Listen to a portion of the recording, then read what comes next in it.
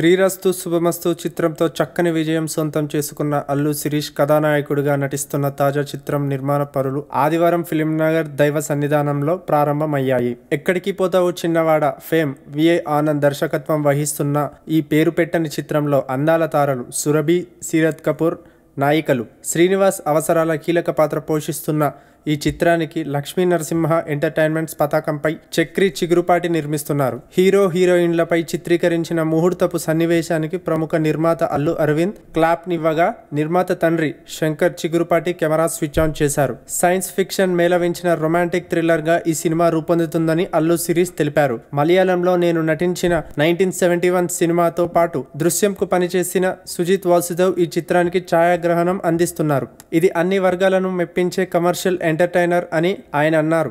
మీకు నచ్చినట్లయితే సబ్స్క్రైబ్ చేయండి. ఫిలిమి స్టార్స్ బోల్డ్ అంత న్యూస్ బోల్డ్ గా.